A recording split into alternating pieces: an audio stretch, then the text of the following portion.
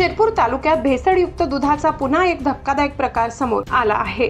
तालुक्यातील खर्दे गावातील रहिवासी आशाबाई बोरसे यांनी नेहमीप्रमाणे रात्री दूधवाल्याकडून अर्धा लिटर दूध खरेदी केले होते।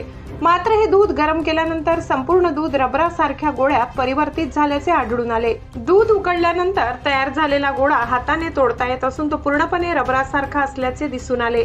हा प्रकार पाहून आशाबाई बोरसे यांना मोठा धक्का बसला। विशेष म्हणजे त्या नेहमीप्रमाणे त्याच दूधवाल्याकडून दूध घेत असल्याने असा प्रकार पहिल्यांदाच घडल्याचे त्यांनी सांगितले। तेवढे परिसरात दुधाच्या शुद्धतेबाबत गंभीर प्रश्न उपस्थित झाले।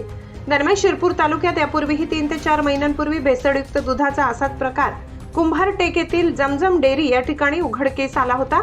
मात्र त्या घटनेनंतरही संबंधित प्रशासनाकडून ठोस कारवाई करण्यात आली नसल्याचा आरोप नागरिकांकडून करण्यात येत आहे। अशा प्रकारांमुळे नागरिकांच्या आरोग्याला मोठा धोका निर्माण होऊ शकतो। विशेषतः लहान मुले, वृद्ध आणि आजारी व्यक्तींकरिता असे दूध अत्यंत घातक ठरू शकते। त्यामुळे अन्न व औषध प्रशासनाने या प्रकरणाची तातडीने दखल घेऊन दुधाचे नमुने तपासावेत आणि दोषींवर कठोर कारवाई करावी अशी मागणी परिसरातील नागरिकांकडून होत आहे। माझा खानदेश न्यूज ब्युरो शिरपूर। मी आशा बोरसे सकाळी रात्री दूध घेतलं, सकाळी गरम करायला ठेवलं, असं रबडासारखं तुटत होतं, गोळा झाला रबडासारखं आणि मी घरच्या लोकांना दावलं तर रबडासारखं गोळा झाला।